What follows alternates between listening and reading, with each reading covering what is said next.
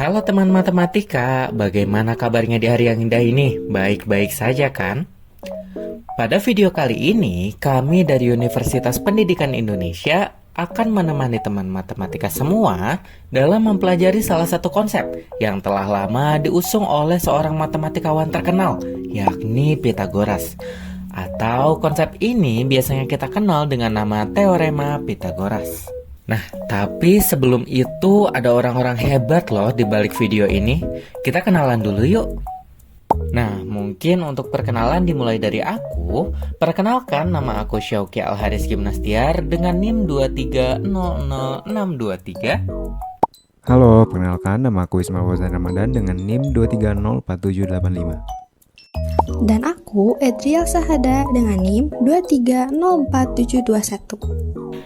Oke, semisal udah kenal, yuk kita masuk ke pembahasannya. Apakah teman matematika pernah melihat ujung dari suatu pohon? Atau mungkin melihat titik paling tinggi dari sebuah gedung pencakar langit? Atau bahkan hal serumit jarak dari objek yang ada di langit? Kira-kira bisa nggak sih kita menghitung jarak dari hal-hal tadi? Ternyata semua hal itu bisa teman-teman lakukan dengan menggunakan cara yang dikemukakan oleh seorang matematikawan loh. Mari kita berkenalan dengan sebuah teorema yang mengubah pandangan kita terhadap dunia, Pythagorean Theorem.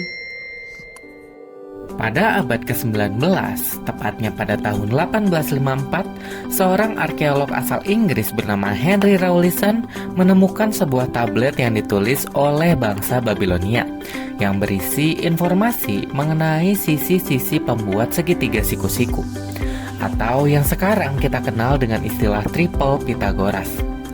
Tablet-tablet ini ditemukan di Nimrud, di sebuah situs arkeologi yang terletak di wilayah Mesopotamia kuno.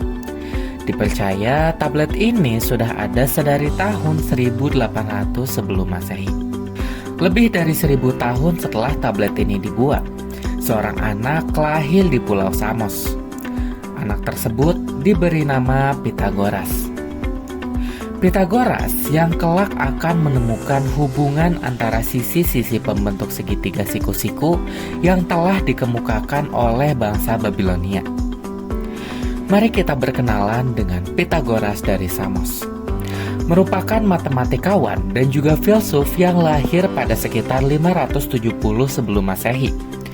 Pythagoras pernah mengungkapkan bahwasannya kuadrat panjang sisi miring suatu segitiga siku-siku adalah jumlah kuadrat panjang sisi siku-siku lainnya.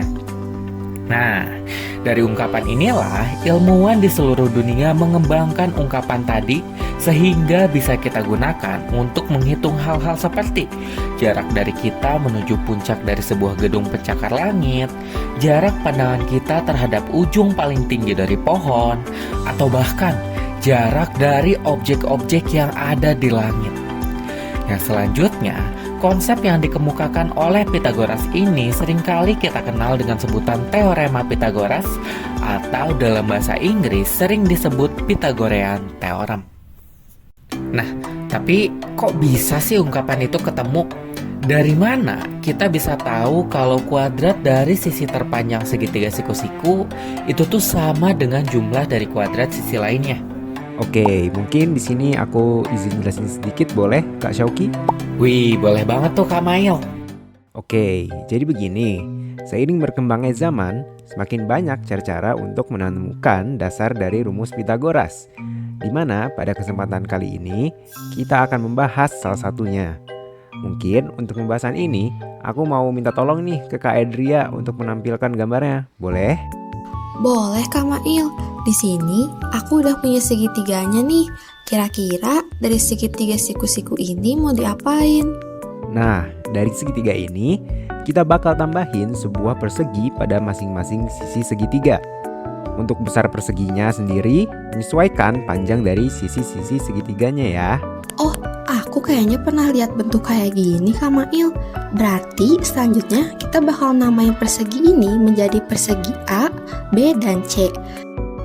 Terus ngebagi persegi A, B, dan C ini jadi persegi satuan kan? Betul Kak Edria. Nah, kalau semisal sudah dibagi menjadi persegi-persegi satuan, Di sini kita bisa mendapati kalau luas gabungan persegi kecil dari persegi A dan B bakal sama besar kayak persegi C loh. Wah, iya, berarti di sini kita tahu kalau luas daerah persegi A digabung luas daerah persegi B sama dengan luas daerah persegi C ya? Iya, benar banget. Dan di sini aku mau nanya juga nih ke Kak Edria, kalau rumus luas daerah persegi itu apa sih? Panjang sisi yang satu dikalikan panjang sisi lainnya. Betul banget. Berarti di sini luas daerah dari persegi A, B, sama C itu apa? A kuadrat, B kuadrat, sama C kuadrat. Dan karena tadi luas daerah persegi A digabung persegi B sama dengan luas daerah persegi C, berarti nanti bisa ditulis A kuadrat ditambah B kuadrat sama dengan C kuadrat. Betul banget. Dan itulah salah satu cara untuk menemukan dari teorema Pythagoras. Salah satu, berarti ada cara lain buat membuktikan teorema Pythagoras. Ada dong. Kalau misal tadi kita bikin 3 buah persegi pada sisi-sisi segitiga, sekarang justru kita bikin nih perseginya dari 4 buah segitiga. Oke, coba aku bikin dulu. Terus kalau semisal udah kayak gini gimana? Selanjutnya, kita coba namain buat alas segitiganya sebagai A dan tinggi segitiganya sebagai B. Lalu, untuk sisi miring segitiganya sebagai C. Berarti panjang dari sisi perseginya A ditambah B. Betul banget Kak Edria. Nah, di sini kita itu pengen cari luas dari keempat segitiga siku-siku dengan 2 cara yang berbeda. Buat caranya, persegi luar dikurangi persegi yang dalam. Atau bisa juga pakai cara manual. Alas kali tinggi dibagi 2. Terus udah gitu karena ada 4 segitiga, berarti hasilnya dikali 4. Ya, keduanya bisa kita pakai untuk mencari luas segitiga siku-siku. Nah, mungkin kita pakai cara Kak Syauki dulu kali ya. Boleh dijelasin Kak Syauki? Boleh dong, kan sebelumnya udah dibilang kalau panjang dari sisi persegi besarnya itu adalah A ditambah B. Sehingga buat luas daerah dari persegi besar itu sendiri itu tuh A ditambah B dikuadratkan. Atau kalau kita urai jadi A kuadrat ditambah 2A dikali B ditambah B kuadrat. Nah, selanjutnya biar kita tahu luas dari keempat segitiga, kita harus mengurangi luas persegi yang besar dengan persegi yang kecil. Yakni kita lihat sisi dari persegi kecilnya adalah C, yang berarti luas dari persegi kecilnya adalah C kuadrat.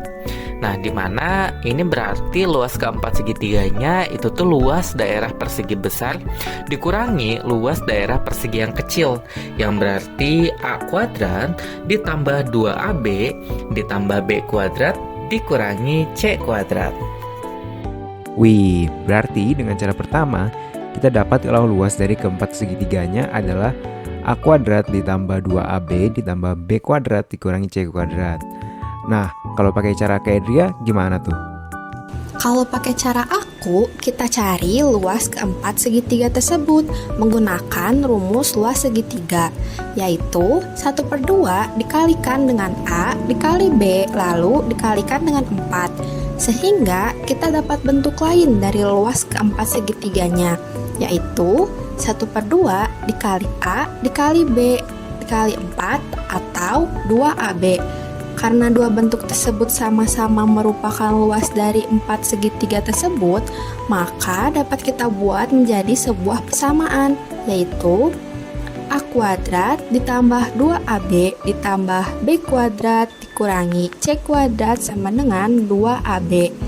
Dengan menyederhanakan persamaan tersebut, maka akan diperoleh bahwa A kuadrat ditambah B kuadrat sama dengan C kuadrat. Wah, tapi bentar deh Kak Mail. Kalau kita mau tahu panjang sisi-sisi di segitiga siku-siku, berarti kita harus ngitung terus ya? Nah, enggak juga Kak Syauki. Jadi pada segitiga siku-siku ada yang namanya triple Pythagoras. Triple Pythagoras itu adalah kumpulan 3 bilangan asli yang berlaku teorema Pythagoras. Berarti semisal aku punya sebuah segitiga siku-siku, panjang sisi tegaknya 3 cm, terus alasnya 4 cm, maka sisi miringnya... Semisal sisi tegaknya 3 cm dan sisi alasnya 4 cm, berdasarkan tabel triple Pythagoras, maka sisi miringnya atau hipotenusanya adalah 5 cm. Nah, aku mau nanya nih ke Kak Syauki, kalau misal sisi alasnya 10 cm dan sisi miringnya 26 cm, kira-kira berapa sih sisi tegaknya? Kalau berdasarkan tabel triple Pythagoras sih berarti buat sisi tegaknya itu 24 cm ya.